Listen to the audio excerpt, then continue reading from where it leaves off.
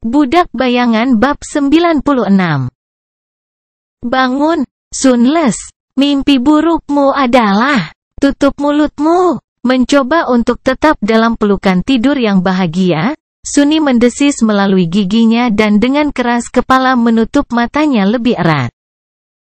Dia hangat dan nyaman di bawah selimut, di tempat tidurnya sendiri, di mana semua masalah dunia tampak kurang serius dan mengerikan. Untuk sesaat, ada keheningan. Itu lebih baik. Bangun, Sunles. Kamu, sialan. Menyodorkan satu tangan dari bawah selimut, Suni memanggil salah satu kenangannya. Segera, belati lempar berbentuk daun segitiga muncul di tangannya, hanya untuk dilemparkan secara membabi buta ke sumber suara yang menjengkelkan itu. Kehilangan sasarannya, kunai itu berdenting ke dinding batu dan jatuh ke lantai. Namun, suara itu terdiam. Suni menghela napas. Sudah terlambat. Dia terjaga. Jauh di kejauhan, ombak mulai menghantam tembok kota. Malam telah tiba, jadi sudah waktunya untuk bangun. Membuka matanya, Suni duduk dan melihat sekeliling. Kamarnya indah dan luas. Dinding batu diukir dengan pola yang rumit, menciptakan suasana kesucian dan keanggunan. Perabotannya terbuat dari kayu pucat yang dipoles, dengan beberapa potongan tidak serasi yang Suni ambil sendiri dari berbagai tempat. Ruangan itu tidak memiliki jendela, namun ada sumur cahaya yang tersembunyi di sana-sini. Sedihnya, sistem cermin cerdik yang seharusnya memandikan ruang tersembunyi di bawah sinar matahari telah lama dihancurkan, hanya menyisakan kegelapan di dalamnya. Suni tidak keberatan. Faktanya, ini adalah salah satu fitur dari sarang rahasianya yang paling dia nikmati. Kegelapan adalah sahabatnya. Menguap, dia berdiri dan menggosok wajahnya untuk mengusir sisa-sisa tidurnya yang terakhir. Rambutnya yang panjang dan kotor menghalangi, jadi dia memindahkannya ke belakang. Ayo kita buat sarapan. Tapi hal pertama yang pertama. Suni menggerakkan tangannya, menarik tali tak kasat mata yang menghubungkan pergelangan tangannya dengan gagang kunai yang berbentuk cincin. Belati lempar melompat ke udara dan mendarat di telapak tangannya. Ini adalah trik yang membutuhkan waktu cukup lama untuk dikuasai Suni. Pada awalnya, dia hampir kehilangan beberapa jari saat mencoba mempelajari cara mengendalikan bilah terbang. Berjalan ke dinding yang kosong dari ukiran, dia menggunakan kunai untuk menggoreskan garis kecil ke batu. Di sekelilingnya, ada lusinan garis serupa, dikelompokkan dengan rapi menjadi 5 set. Sudah 4 bulan sejak Suni datang ke kota yang menjijikkan dan terkutuk ini. Banyak hal telah terjadi selama itu. Visi Casey ternyata benar. Jauh di barat, mereka benar-benar menemukan sebuah kota besar yang hancur dikelilingi oleh tembok tinggi, dengan monster berkeliaran di jalan-jalan sempitnya. Dan di tengah kota, ada sebuah bukit dengan kastil yang megah berdiri di atasnya. Ajaibnya, kastil itu penuh dengan orang. Namun, mereka tidak terbangun, seperti yang diharapkan oleh mereka bertiga. Sebaliknya, mereka, masing-masing dari mereka, hanyalah penidur. Karena mereka bukan pintu gerbang di kastil. Ratusan manusia. Mereka yang berhasil selamat dari pemandangan neraka yang mematikan di Forgotten Shore karena kekuatan atau keberuntungan mereka. Terjebak di sana tanpa harapan untuk kembali ke dunia nyata. Itu hanyalah kuburan harapan. Mengingat hari-hari pertamanya di kastil, Suni tidak bisa menahan tawa terbahak-bahak. Oh, betapa bodohnya dia. Begitu penuh harapan dan keyakinan yang baru ditemukan pada umat manusia. Di mana keyakinan itu sekarang, ya? Sambil tertawa histeris, dia membungkuk dan menepuk lututnya. Oh, itu lucu. Bagus, Suni. Bagaimana menurutmu tentang itu, sobat? Bayangan itu tidak menanggapi, menatapnya dengan celaan. Keheningannya hanya membuat Sunny tertawa lebih keras. Dia tidak bisa berhenti. Sejujurnya, dia sudah sedikit gila beberapa waktu lalu. Mungkin sekitar minggu ketiga tinggal sendirian di kota. Dia kurang lebih baik-baik saja setelah meninggalkan kastil karena ketidakberuntungan berselisih dengan. Yah, itu tidak masalah. Intinya adalah bahwa pada minggu ketiganya, seorang ksatria bajingan sialan itu hampir mengeluarkan isi perutnya. Membuat Sunny tidak punya pilihan selain merangkak pergi sambil menggunakan kedua tangannya sendiri untuk menghentikan ususnya agar tidak keluar. Setelah menemukan jalan ke selokan terpencil dan berbaring di sana selama beberapa hari, terlalu lemah untuk bergerak dan hanya menunggu untuk mati, tanpa seorang pun di sekitar untuk membantunya. Sunny tidak lagi sama. Masa-masa indah. Bagaimanapun, dia selamat. Menolak kunai, Sunny berjalan ke meja yang telah dia ambil dari reruntuhan perpustakaan dan melirik ke batu abu-abu yang terletak di tengahnya. Tidak peduli bagaimana kau melihatnya, itu hanya batu biasa. Namun, begitu pandangan Sunny tertuju padanya, batu itu berbicara, "Bangun, Sunless. Mimpi burukmu sudah berakhir." Faktanya, batu itu adalah salah satu kenangannya yang paling berharga. Dalam segala hal kecuali satu, itu memang hanya sebuah batu. Yang sudah cukup berguna. Ada banyak hal yang bisa dilakukan oleh seseorang yang licik seperti Sunny dengan bantuan sebuah batu. Namun, batu khusus ini juga mampu menirukan suara yang berbeda, yang membuatnya tak ternilai harganya. Saat ini, ia menirukan suara Sunny sendiri. "Bangun. Kamu hal yang keji." Bergumul dengan keinginan irasional untuk mengubah Parrot Rock menjadi debu, Sunny menepisnya dan mengambil selembar kain dari meja. Di bawahnya, beberapa potong daging monster tergeletak di atas piring perak. Dia telah memburu monster ini sendiri, yang bukanlah tugas yang mudah di bagian ini. Faktanya, sejauh yang diketahui Sunny, dia adalah salah satu dari sedikit orang yang mampu berburu sendirian di kota. Alasan untuk ini adalah bahwa sebagian besar makhluk mimpi buruk yang menghuninya adalah dari peringkat jatuh, dengan hanya segelintir yang lebih lemah yang bersembunyi di sana-sini. Tidak ada yang cukup gila untuk memburu monster jatuh. Sebaliknya, rombongan berburu besar menggunakan pemandu berpengalaman untuk menghindari makhluk kuat ini sambil mencari mangsa yang lebih mudah. Tetapi bagi Sunny, memilih monster-monster yang terbangun yang tersesat relatif mudah. Dia berburu di malam hari, menggunakan bayangan yang dalam untuk membuat dirinya tidak terlihat. Jika dia tidak ingin melawan Valen Abomination, dia tidak perlu melakukannya. Sebagian besar waktu, bagaimanapun, dia tidak pernah kelaparan. Sunny menyeringai dan berkata dengan nada sangat puas, hidup itu baik. Budak Bayangan bab 97. Memang, hidup itu baik. Bahkan, Sunny mengatakan bahwa, saat ini, itu luar biasa. Orang akan berharap bahwa terjebak di kota terkutuk yang terletak di tengah neraka yang sebenarnya. Dikelilingi oleh reruntuhan dan monster yang mengerikan, bukanlah cara terbaik untuk menjalani hidup Anda.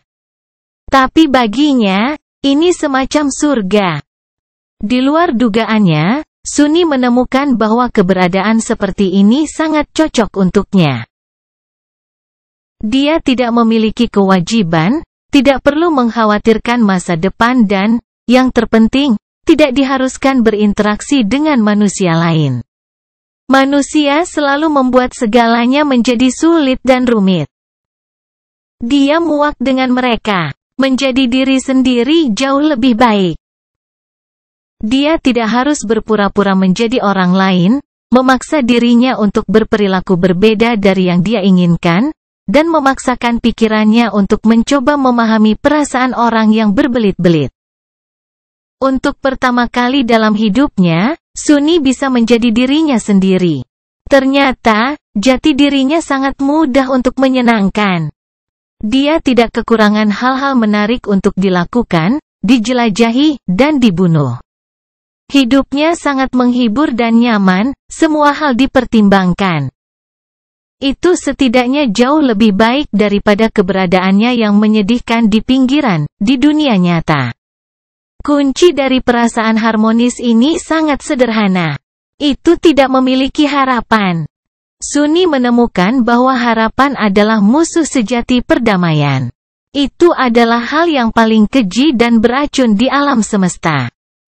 Jika ada secercah harapan untuk kembali ke rumah, dia akan putus asa, penuh kecemasan, dan mungkin di tengah bencana gila saat ini. Seperti yang selalu dia lakukan sebelumnya. Tapi tanpa harapan, segalanya menjadi sederhana dan menyenangkan. Dia benar-benar tidak bisa berharap lebih. Terus katakan pada dirimu omong kosong ini. Kamu mungkin benar-benar mempercayainya. Sunny menyeringai. Apa yang bisa dipercaya? Itu adalah kebenaran. Bayangan itu diam-diam menggelengkan kepalanya, sudah lama terbiasa dengan omelannya yang gila.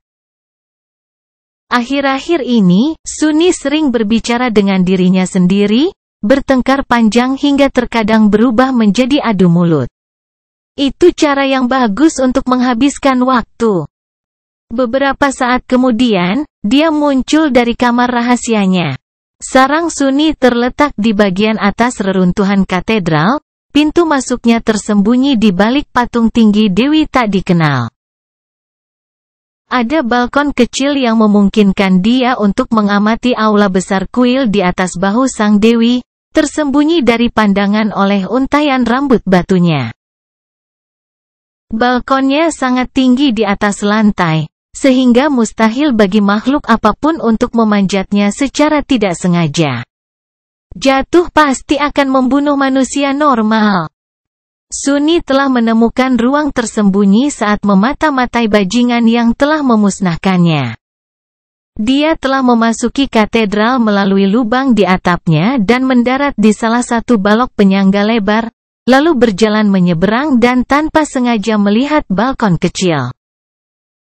Begitulah cara dia dan bajingan itu menjadi tetangga. Bajingan itu sebenarnya adalah penjaga tempat ini.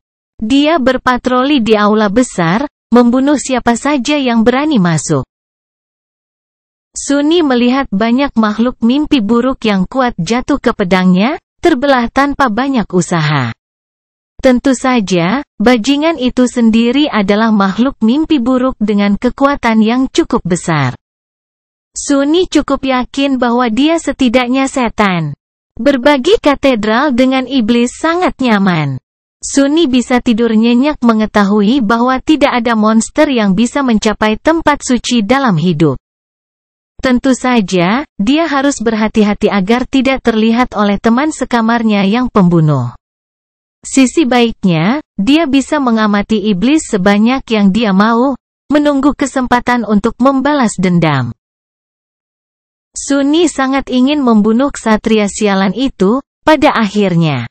Bajingan itu harus mati. Tapi sebelum itu, Sunny harus menjadi lebih kuat. Jauh lebih kuat.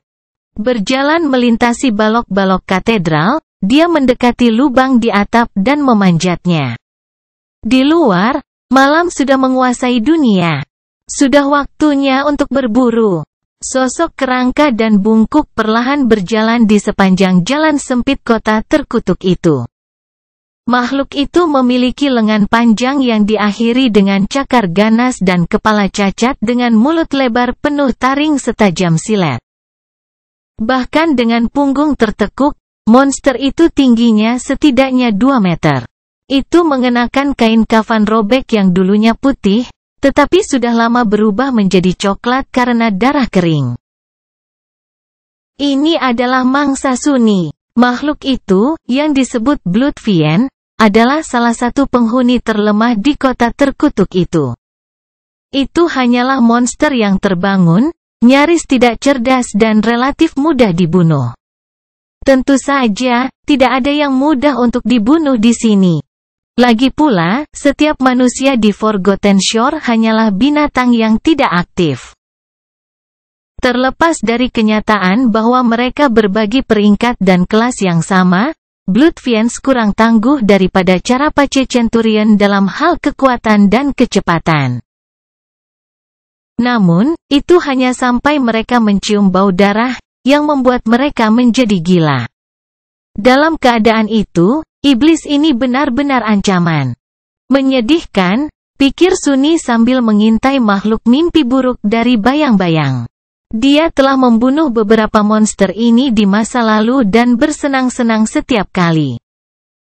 Yah, kecuali untuk satu pertemuan ini di mana dia secara tidak sengaja menggores dirinya sendiri di atas batu tajam.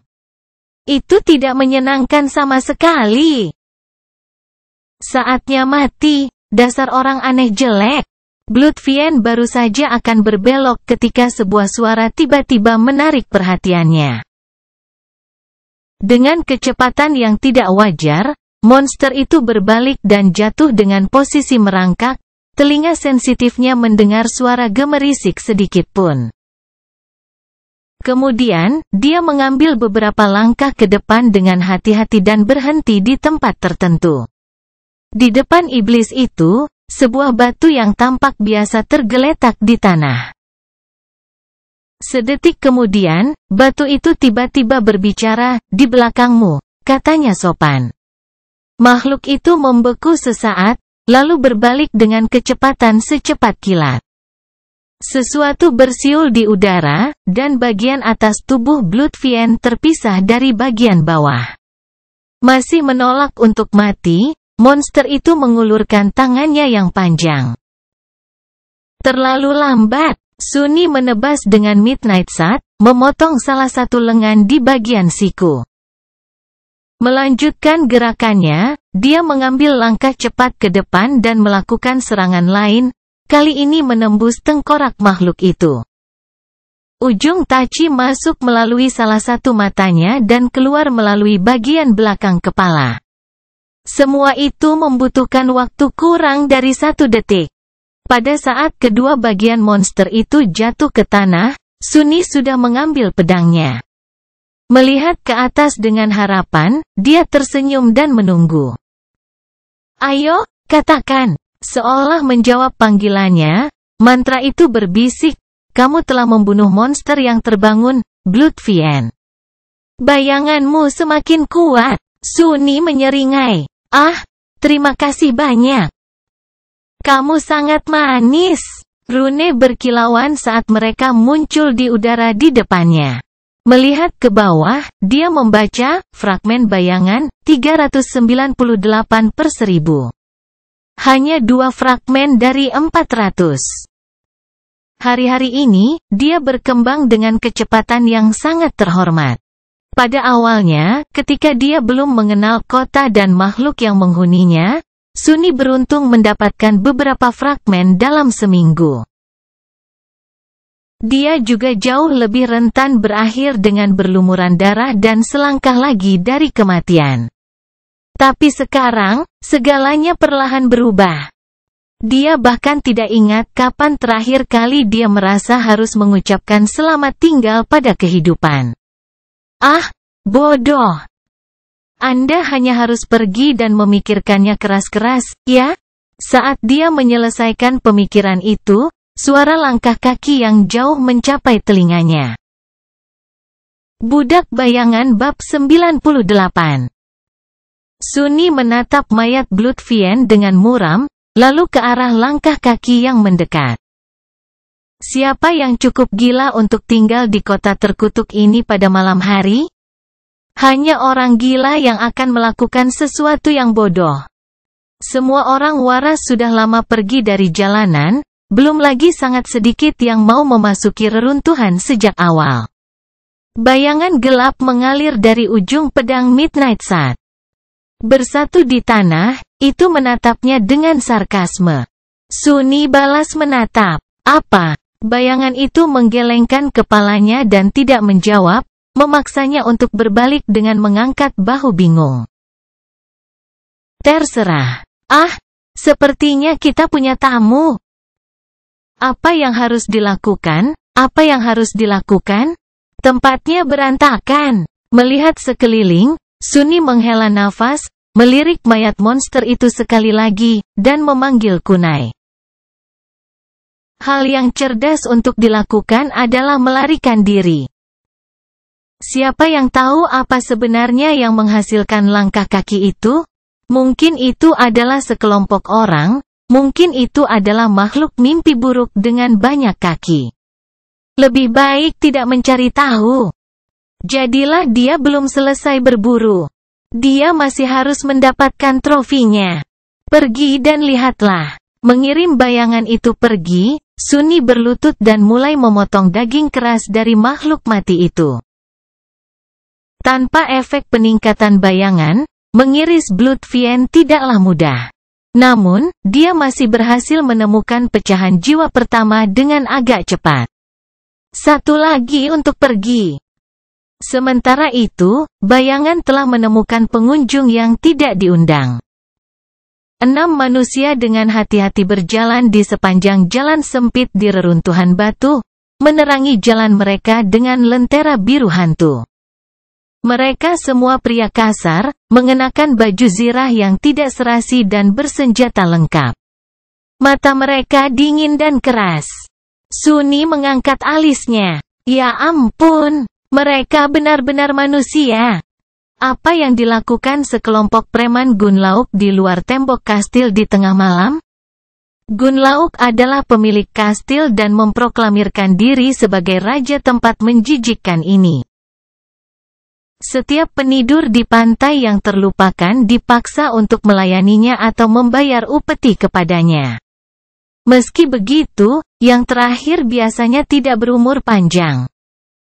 Mengabaikan Midnight Sat dan Parrot Rock, Suni berkonsentrasi mencari pecahan jiwa kedua. Dia ingin pergi dari jalan sebelum tuan-tuan ini tiba. Tapi lingkaran cahaya biru itu mendekat terlalu cepat. Akhirnya melihat sekilas kristal yang bersinar, Suni meraihnya dan buru-buru menyembunyikannya di baju besinya. Kemudian dia menjatuhkan kunai ke tanah dan mundur beberapa langkah. Tapi sudah terlambat. Mereka sudah melihatnya. Hati-hati, ada monster. Saat Suni mundur, beberapa senjata diarahkan ke arahnya. Merasa bahwa segala sesuatunya akan lepas kendali, dia berdehem dan berkata dengan suara gemetar, "Oh. Tolong jangan sakiti aku manusia." Mengatakan ini, dia secara mental melihat dirinya sendiri. Dengan kulit sepucat hantu dan rambut kotor, baju zirahnya yang compang camping ditutupi lapisan darah kering dan segar, Suni memang mudah disalahartikan sebagai makhluk mimpi buruk. Dia tidak terlalu memperhatikan kebersihan dan penampilan pribadi akhir-akhir ini. Mudah-mudahan, berbicara dalam bahasa manusia akan membuktikan identitasnya. Sambil mengangkat tangannya untuk menunjukkan bahwa dia tidak bersenjata, Suni mundur selangkah lagi. 6 penidur benar-benar terkejut melihat manusia lain sejauh ini dari tembok kastil, terutama di malam hari. Menggunakan kebingungan sesaat mereka, dia dengan hati-hati bergerak lebih jauh. Jangan bergerak, akhirnya bisa memahami situasinya. Salah satu penghuni kastil mendesiskan perintah yang mengancam. Suni dengan patuh membeku, berhati-hati agar tidak melakukan gerakan tiba-tiba. Para tamu tak terduga terus mendekat, melirik mayat Blood Fiend saat mereka berjalan melewatinya. Salah satunya lebih tinggi dan perlengkapannya lebih baik daripada yang lain. Menusuk Suni dengan tatapan mengancam, dia mendekatinya dan berhenti 1 atau 2 langkah lagi. Pria itu lebih tua dari Suni beberapa tahun. Dia tinggi dan berotot, dengan janggut tambal sulam menutupi bagian bawah wajahnya dan tatapan kejam di matanya yang biru berair. Dari sikap dan kenangannya, mudah untuk mengatakan bahwa pemimpin kelompok itu telah menghabiskan tidak kurang dari 3 tahun di Forgotten Shore. Dia memiliki pengalaman dan waktu untuk tumbuh lebih kuat dari kebanyakan sleeper di sini. Namun, terlihat juga bahwa dia tidak terlalu tinggi di jajaran pasukan Gunlauk. Kalau tidak, peralatannya akan jauh lebih mengesankan. Tetap saja, kapak perang berat yang berada di bahu pria itu terlihat sangat tajam. Hanya butuh sedetik baginya untuk menjatuhkan benda itu ke atas kepala Sunny. "Siapa kamu? Apa yang kamu lakukan di sini?" Sunny berkedip beberapa kali, lalu menelan ludah dan menjawab dengan hati-hati, "Aku Sunless. Aku tinggal di sini." Pemimpin rombongan berburu. "Jika memang seperti itu," menyipitkan matanya. "Apa? Tinggal di sini? Apakah kamu menganggapku bodoh, nak? Tidak ada yang bisa bertahan hidup di kota?" Penidur lainnya memiliki pendapat yang sama kecuali satu, yang menatap Sunny dengan ragu. Sambil mengerutkan kening, dia maju selangkah dan berkata dengan nada tidak yakin, "Tunggu, ketua. Dia mungkin mengatakan yang sebenarnya. Kudengar ada anak gila yang tinggal sendirian di reruntuhan." Pria yang lebih tinggi merengut. "Bagaimana mungkin?" Bawahannya melirik Sunny dan mengangkat bahu. "Dari apa yang kudengar, aspeknya memungkinkan bocah itu bersembunyi dalam bayang-bayang dengan sangat baik. Kurasa dia merangkak seperti tikus dan mengambil sisa makanan setelah monster selesai makan. Aku tidak begitu tahu, tapi seseorang sedang berbicara tentang dia di kastil. Kupikir mereka hanya bercerita." Sunny mengerutkan kening. "Gila, nak, tikus. Kenapa semua orang merasa harus memanggilnya dengan nama?" Sementara itu, penidur yang membantu berpikir sejenak dan menambahkan, "Kurasa dia datang ke kota dengan perempuan jalang itu, Changing Star." Kerutan Sunny berubah menjadi cemberut. Melihat ke bawah, dia berbisik ke bayangannya, "Orang-orang ini benar-benar sangat kasar, bukan begitu?" Tentu saja, bisikannya mudah didengar oleh semua orang di sekitar. The Sleeper menatapnya dengan bingung. Sunny memiringkan kepalanya sedikit dan membuka matanya lebar-lebar, seolah terkejut oleh sesuatu. "Apa? Kamu pikir aku harus membunuh mereka semua?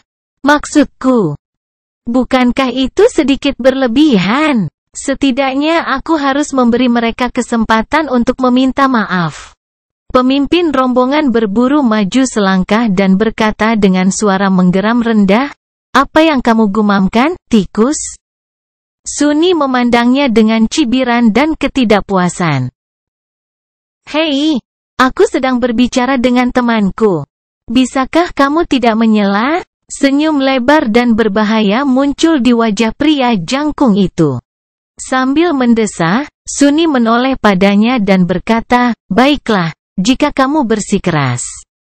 Kalian telah menyinggung teman tersayangku, Nevis dari klan Api Abadi. Dia dan aku sangat dekat. Jadi aku akan memberimu satu kesempatan untuk meminta maaf karena memanggilnya. Yah, kamu tahu? Jika tidak, ucapkan selamat tinggal pada hidupmu." Pria tua itu menatapnya selama beberapa detik, lalu tiba-tiba mengangkat kepalanya dan tertawa. "Oh, itu bagus. Pernahkah kamu mendengar, kawan? Musang kecil ini akan memberi kita kesempatan." Betapa dermawannya. Haruskah kita juga bermurah hati, ya? Apa yang kamu katakan? Anak laki-laki itu sakit kepala.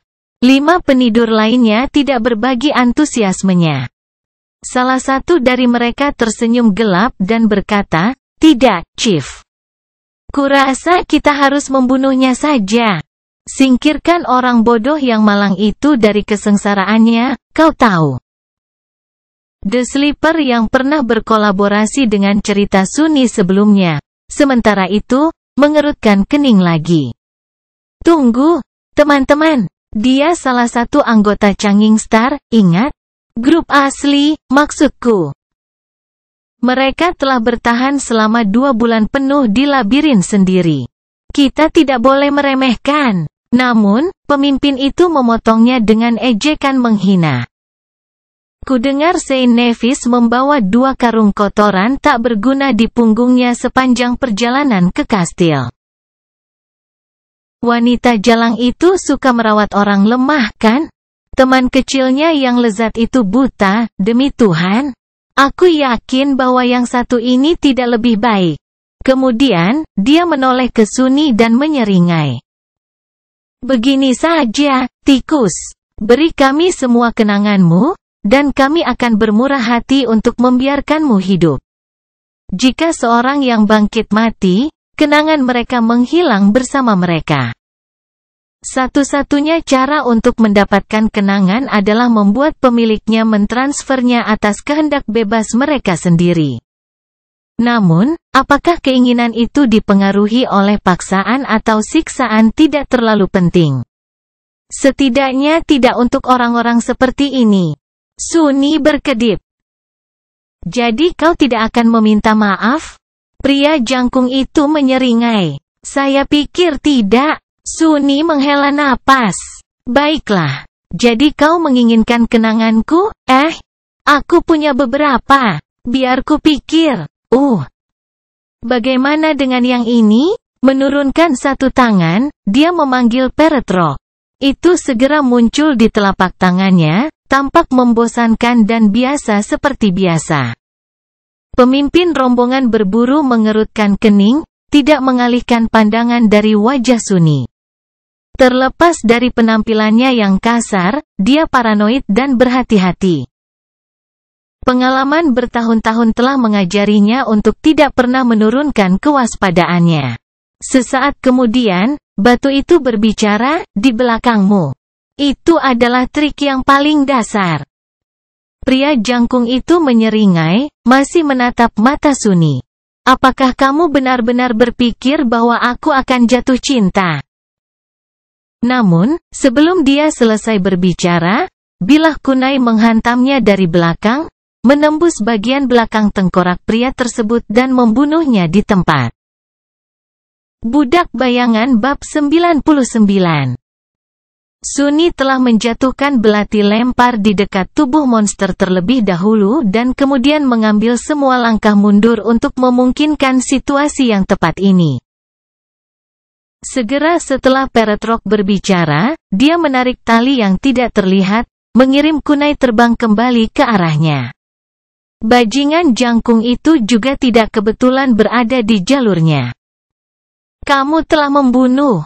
Pemimpin rombongan berburu seharusnya mendengarkan batu itu. Bayangan semakin kuat. Bahkan sebelum Slipper punya waktu untuk bereaksi, Sunny sudah bergerak. Bayangan itu telah melilit tubuhnya sejak lama, membuatnya lebih cepat. Memanggil Midnight Shot, dia dengan lancar menebas musuh terdekat, memotong lengan pria itu di siku. Bilahnya menghantam tepat di antara vambres dan bagian luar dari armor pelatnya yang tersihir. Bagi Sunny, orang-orang ini kami lamban dan kikuk, tingkat kekuatan dan teknik mereka sangat kurang. Dia sudah lebih berpengalaman dari mereka setelah perjalanan mengerikan melalui labirin merah, belajar bagaimana menggunakan pedang dalam pertempuran dari Changing Star sendiri. 3 bulan yang dia habiskan untuk berburu dan bertahan hidup sendirian di kota terkutuk hanya membuat celah semakin lebar. Meskipun terlihat seperti mangsa yang mudah, Sunny sama sekali tidak. Namun, dia tidak cukup bodoh untuk menantang mereka berlima. Orang mungkin lebih lemah dari Nigma Creatures, tetapi yang membuat mereka sangat berbahaya adalah ketidakpastian mereka. Setiap aspek unik, mempersenjatai manusia dengan gudang kemampuan yang tak dapat dijelaskan. Menghadapi sesuatu yang tidak bisa kau mengerti adalah cara paling pasti untuk mati. Dengan hilangnya keuntungan kejutannya, Sunny memutuskan sudah waktunya untuk mundur. Berbalik, dia melompat keluar dari lingkaran cahaya dan berlari. Sangat sulit untuk mengejar seseorang yang bisa melihat dalam kegelapan di jalan-jalan sempit ini, jadi ada peluang nyata untuk melarikan diri tanpa cedera. Namun, kunai itu masih menempel di pergelangan tangan Sunny. Meluncur keluar dari tengkorak pemimpin yang tewas, ia jatuh ke tanah dan berdenting keras ke batu, lalu melompat beberapa meter dan menabrak trotoar lagi, menimbulkan lebih banyak suara. Tangkap bajingan itu, dia membunuh ketua. Mengikuti suara logam yang membentur batu, Slipper menerjang ke depan, mengikuti jejak Sunny. Benar-benar kelompok yang gigih. Bahkan pria yang telah kehilangan lengannya berada di belakangnya. Entah memiliki cara untuk menghentikan pendarahan atau hanya tidak mau membiarkan penyerang melarikan diri bahkan jika itu mengorbankan nyawanya sendiri. Bagian kota ini adalah tempat berburu Sunny. Dia tahu setiap sudut dan celah jalan ini seperti 5 jarinya sendiri. Sejujurnya, dia tidak yakin apa yang dipikirkan orang-orang ini. Jika bukan karena dia dengan hati-hati memilih jalan, mereka akan berakhir dengan mengganggu makhluk jatuh yang menakutkan dan menjadi makan malamnya sejak lama. Ada yang tidak beres di sini. Orang-orang Gunlauk mungkin adalah preman, tetapi mereka adalah pemburu yang berpengalaman dan ulung. Mereka takut pada kota dan tahu bagaimana harus bersikap saat berada di luar tembok kastil. Kalau tidak, mereka semua sudah lama mati. Kalau dipikir-pikir, sangat jarang melihat mereka pergi ke dekat kota pada malam hari. Apakah orang-orang bodoh ini adalah pemburu sejati? Jika tidak, apa yang mereka lakukan? Sunny sempat mempertimbangkan untuk meninggalkan salah satu dari mereka hidup-hidup untuk diinterogasi nanti, tetapi kemudian memutuskan untuk tidak melakukannya. Sejujurnya, dia tidak terlalu penasaran. Bisnis manusia sudah lama kehilangan daya pikatnya di matanya.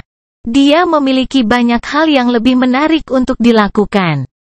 Akhirnya mencapai tujuannya, Sunny berlama-lama di tangga, berpura-pura panik. 5 penidur sekali lagi dapat melihat korban mereka.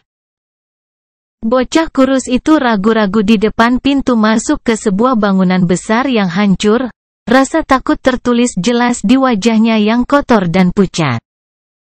Sepertinya dia tidak tahu kemana harus pergi, takut menemui jalan buntu. Menyadari mereka, dia tersentak dan terjun ke dalam gedung dengan putus asa di matanya. "Kamu tidak punya tempat untuk lari sekarang, tikus?" desis pria yang kehilangan tangannya karena pedang Sunny. Penuh niat membunuh, Slipper mengikuti pemuda gila itu ke dalam gedung. Namun, begitu mereka masuk ke dalam, mereka tidak melihat tanda-tanda anak yang ketakutan itu. Satu-satunya hal yang mereka lihat adalah batu sederhana yang tergeletak di lantai. Saat lelaki berlengan satu itu terlambat menyadari bahwa ada sesuatu yang salah, batu itu berkata dengan nada yang tidak menyenangkan. "Ucapkan selamat tinggal pada hidupmu." Sedetik kemudian, siluet besar melangkah keluar dari kegelapan. Mata pria itu melebar saat sosok seorang ksatria agung yang mengenakan baju besi hitam mengancam tercermin di dalamnya. Makhluk itu tingginya lebih dari 2 meter, baju besi gotiknya ditempa dari baja antrasit yang tidak berkilau. Setiap bagian dari baju zirah itu dihiasi dengan ukiran rumit yang menceritakan kisah yang begitu mengerikan sehingga siapapun akan menjadi gila karena terlalu lama melihatnya. Helm ksatria hitam dimahkotai dengan tanduk melengkung yang mungkin pernah menjadi sayap. Di celah sempit pelindungnya, 2 api merah mengerikan menyala dengan ancaman yang tak terlukiskan. Sebelum penidur punya waktu untuk bereaksi, pedang hitam yang berat jatuh dari atas, dengan mudah memotong tubuhnya dari kepala hingga selangkangan, memotong daging, tulang, dan baju besi dengan kemudahan yang sama. Semburan darah melonjak ke lantai. Memanjat ke salah satu balok penyangga katedral yang hancur, Sunni duduk dan melihat pembantaian yang terjadi di bawah. Bajingan itu dalam suasana hati yang sangat buruk hari ini. Nah, bersenang-senanglah. Beberapa waktu kemudian, ketika gema jeritan mulai menghilang, dia menghela nafas dan menghitung mayat yang tergeletak di lantai yang jauh. Sulit untuk dihitung, karena kebanyakan dari mereka berkeping-keping. Memastikan tidak ada pengejar yang lolos hidup-hidup, Sunni mengerutkan kening dan menggelengkan kepalanya. 6 orang.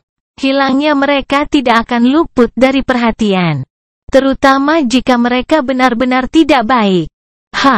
Kenapa aku merasa seperti baru saja mendapat masalah?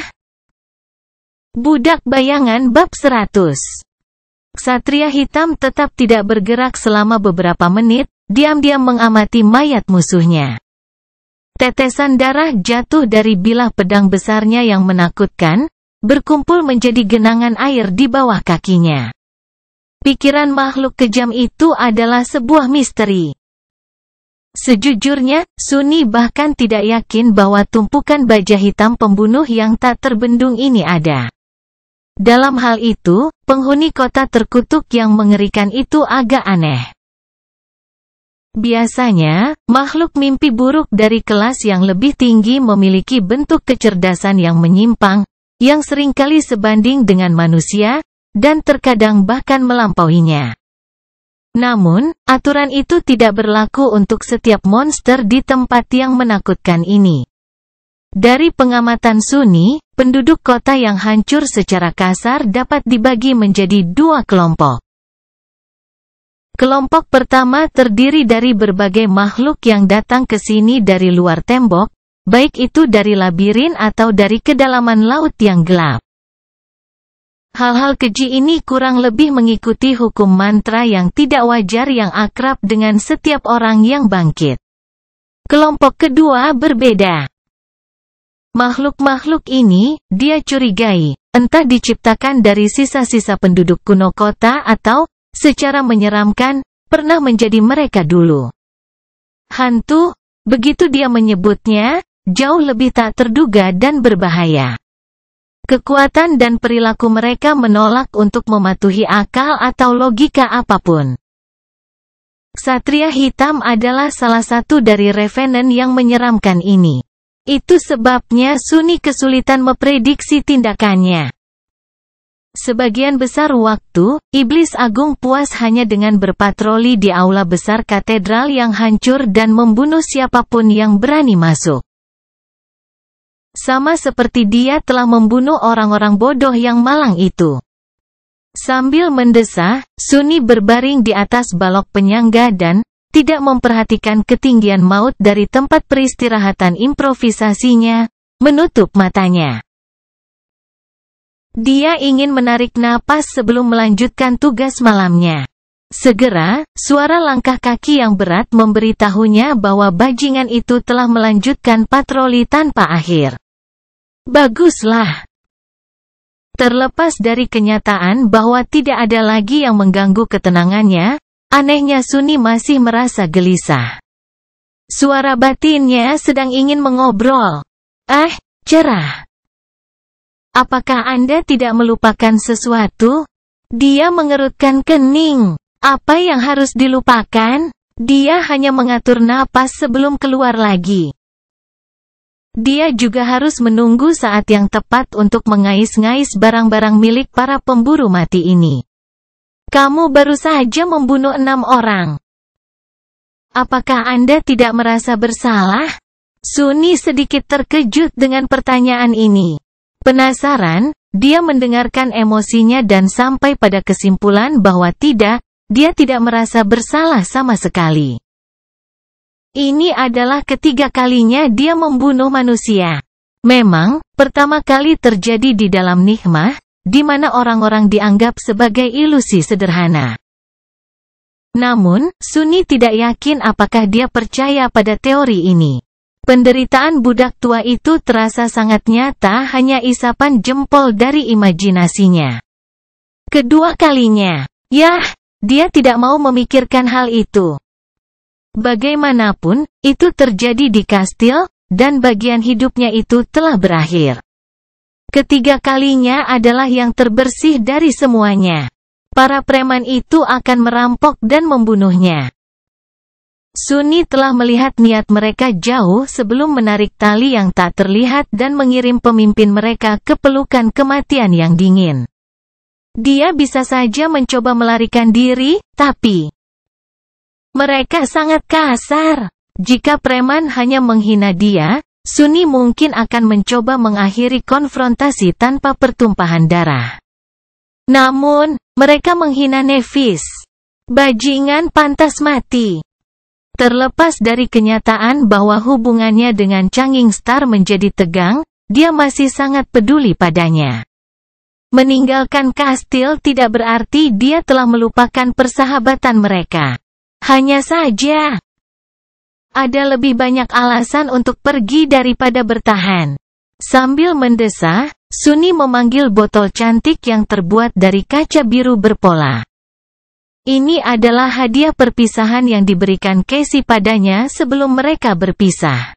Dia sangat menghargai memori ini.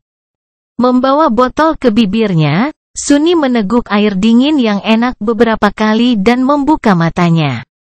Dia tidak ingin istirahat lagi. Lebih baik bergerak. Sebelum keluar lagi, Sunni kembali ke kamarnya dan berjalan ke peti besi besar yang berdiri di salah satu sudutnya. Mengerahkan kekuatan, dia mengangkat tutup yang berat dan mengagumi tumpukan harta karunnya. Di dalam peti, lebih dari 100 pecahan jiwa yang indah bersinar lembut di kegelapan. Pemandangan mereka selalu mengangkat mood Sunni. Terlepas dari kenyataan bahwa dia sendiri tidak menggunakan pecahan jiwa, itu masih merupakan sumber daya yang berharga. Di sini, di Forgotten Shore, pecahan adalah bentuk mata uang di antara para penidur. 100 dari mereka adalah jumlah yang tak terbayangkan. Setelah seumur hidup menjadi orang miskin, Sunni akhirnya kaya. Uang, aku punya banyak uang. Jika seseorang ingin tinggal di dalam tembok kastil, mereka harus membayar upeti 1 pecahan jiwa setiap minggu. Mereka yang tidak mampu membelinya terpaksa tetap berada di luar, tinggal di pemukiman darurat tepat di luar gerbang, yang sering diserang monster. Meski begitu, mereka harus membayar makanan atau pergi keluar dan berburu sendiri, yang lebih sering menyebabkan kematian mereka. Dengan berapa banyak yang dikumpulkan Sunni dalam 3 bulan ini, dia akan bisa hidup dalam kenyamanan kastil selama bertahun-tahun. Jika dia mau, yang, tentu saja, tidak dia lakukan. Mengapa dia membayar akomodasi ketika dia sudah memiliki istananya sendiri? Seseorang tanpa tetangga yang berisik dan wali yang menakutkan melindungi tempat itu, tidak kurang. Menempatkan 2 pecahan jiwa baru di dalam peti, Sunni melirik ke simpanan naganya untuk terakhir kalinya dan menutup-tutupnya dengan senyum puas. Mungkin sudah waktunya mengunjungi kastil lagi dan membeli beberapa barang. Tidak, tidak. Dia sudah membeli semua yang dia butuhkan terakhir kali. Menghabiskan terlalu banyak pecahan akan membuat orang ragu bahwa dia sama menyedihkannya dengan yang dipikirkan semua orang. Dari semua penidur di kastil, hanya 3 orang yang tahu bahwa dia tidak hanya pandai bersembunyi di bayang-bayang dan menghindari bahaya. Mereka adalah Nevis, Casey, dan Kester.